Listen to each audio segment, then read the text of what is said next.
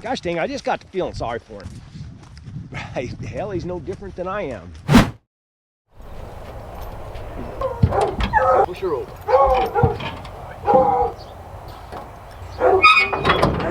You know, I made the videos about the crazy old trapper that's been, he's been putting these neck snares around this country right here, you know, within a mile of my house. I'll show you a little video right here how these neck snares work. They hang it in a narrow spot, like a little pathway, real indiscriminate. I mean, javelina, anything that goes through there is going to get caught in it. And what happens is when they go through it, their head goes through and it pulls tight. Now, even if you have your dog broke to a leash and broke to tie up, that sucker pulls up tight. You know, none of my dogs are just barely walking through areas. They're trotting along and moving. And just like that, it pulls and it won't release. And then if they hit a little bit more, it tightens up more and it won't release. You can't, until you take that swivel on there and you move that swivel back, and then it'll release. So that dog's running through there, he hits it, poof, and it doesn't release, and you know, even if he's broke to tie and it doesn't release, he'll pull a little bit more or try to get back, and then all it's going to do is tighten up more. Private property, all right, put these up all you want. On public, I don't think it's right. The snare that I found was less than a mile. It's just, there's a big old arroyo that runs right over here on the other side of my place. And that's where I typically go, and, you know, if I don't have time to go anywhere else, I take my dogs out and I walk them, you know, exercise them up through there. Well, I see his tracks. I know what his tracks look like. And I'd seen his tracks going up the arroyo. So I went and I found where he'd put one of those neck snares. And we got some bobcats up here, and that's what he does. He's a cat trapper. He's a good cat trapper.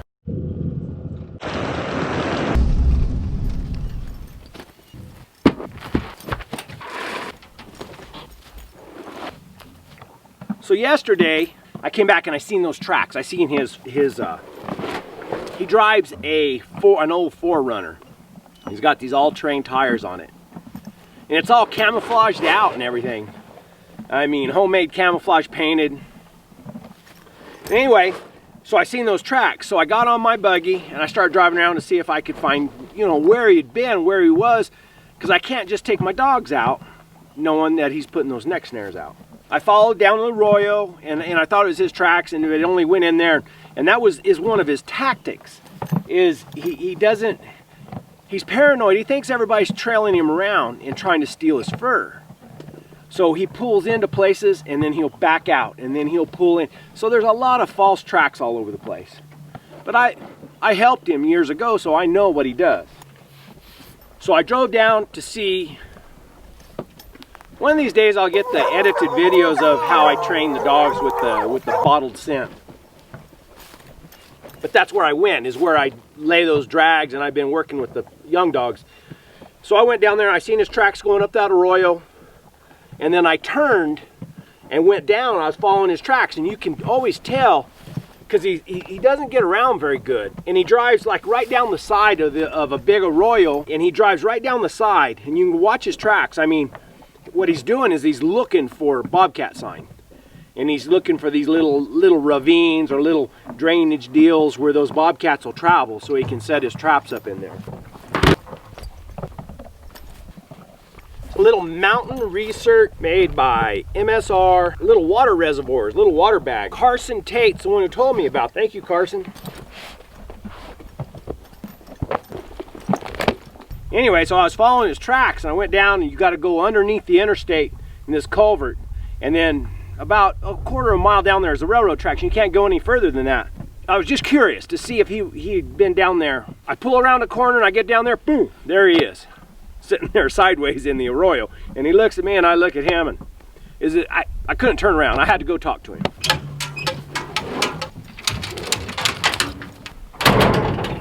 There we go. Anyway, so there I was. So I, face to face with my Nimbus, whatever. Anyway, so I just drove on up to him, stopped, and I said, "Hello, Leonard, how are you?"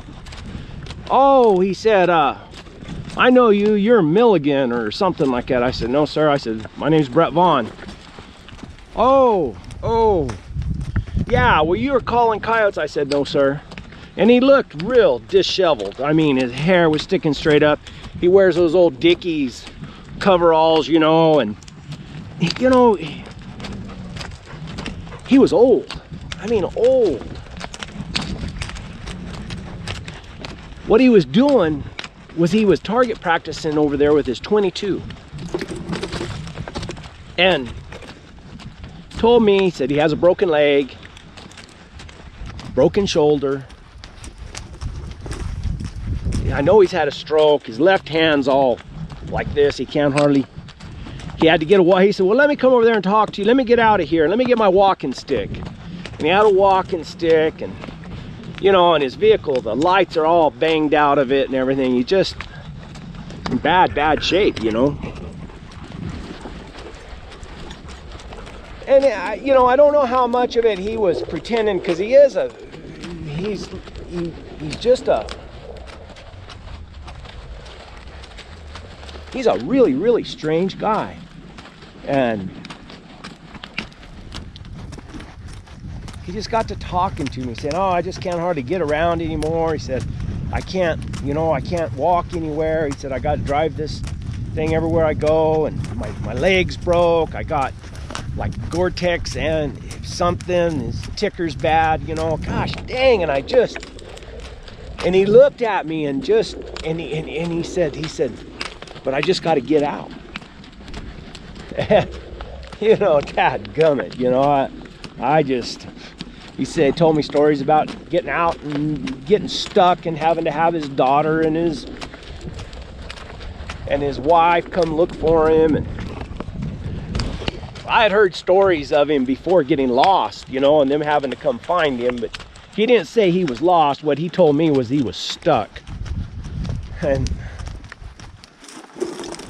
you know, and I told him, I said, yeah, Leonard, I said, I know. I said, I ran into your snares, your neck snares. I said, I got one over in the canyon across the river. Oh, I haven't trapped there for 2 years.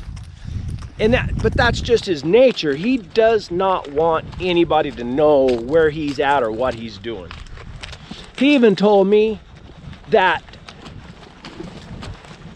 he was going to he's got his Forerunner all camouflaged. But he said, I'm going to rig up toe sacks. He said toe sacks, or, you know, gunny sacks, whatever you call them, up on top so I can pull the strings and the toe sacks will slide down over the windshields so they won't reflect, so nobody can see me. I thought, oh no. I don't know if he's just, but he's always been that way. Just real secretive, real,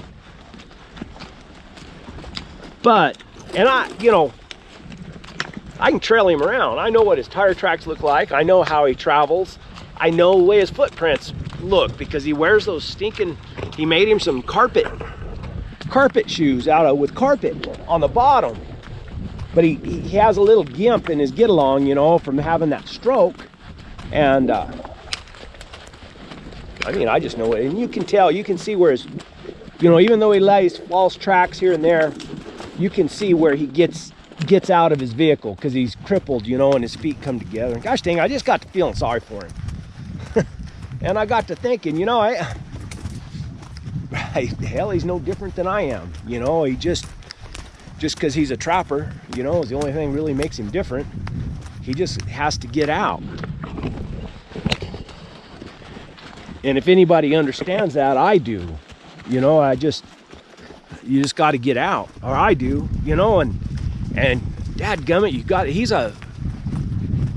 he was a BLM biologist, and he quit him. He got into it with a supervisor, and he just quit him and started trapping for a living.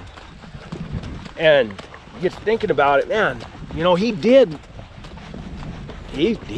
walked the walk and talked the talk, you know. He just went out in the countryside and started doing it. Now, it's not much of a living, but he's made a living at it. And he sells these little clocks and stuff, and then he used to go run a trot line and fish, and, you know, and then he shoots a coyote every now and then, you know. He does whatever it takes. But I got to feeling sorry for him. And he's older than I thought he was. You know, I knew he was old, but I didn't ever realize he was, you know, that old. And you know, and I told him, I said, Leonard, I said, you got my phone number. I said, if you ever break down or you're ever stuck anywhere, just call me. I said, I'll come look for you. And I told him, I said, you know, of course he's only got a few more days, you know, that he can trap, and then he won't be setting any more traps. And I don't know if he's even setting any now, because I don't think he can. And that's one of the reasons why he sets the neck snares, is because he can't set a foothold trap, because he's physically not capable of doing it. So I thought, you know, he can't get very far from the house now, and I can. So I'll give up that area. I'll just stay away. That's his area. He wants to put neck snares. Put neck snares. I don't believe in them, and it don't mean that I like them, because I don't think it's right. But dadgummit, if that's all he can do, then hell, that might be me one of these days. Maybe not trapping, but I hope he's 87 years old. He told me I'm 87 years old. So there you go. You know, he's just like a lot of us. Just like a lot of us. He gets out there and, I mean, he's committed and does it. So there you go. That's my conclusion to the mad trapper of the Southwest. I'm not going to mess with him anymore. It's his business. I mean, and I don't know how much of all that's true, you know, about the broken leg and the broken shoulder and stuff. He might be just manipulating me, because he dang sure don't want anybody to know what he's doing. So anyway, all right.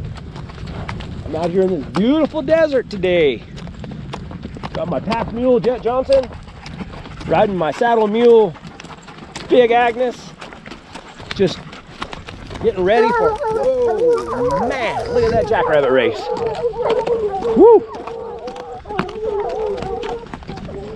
Better catch up, Timmy. Ding terrorists, there's something else. But we're gonna do some pack trips this summer. Man, I just want to get on and just go. Stay gone. Yeah, just got to get out.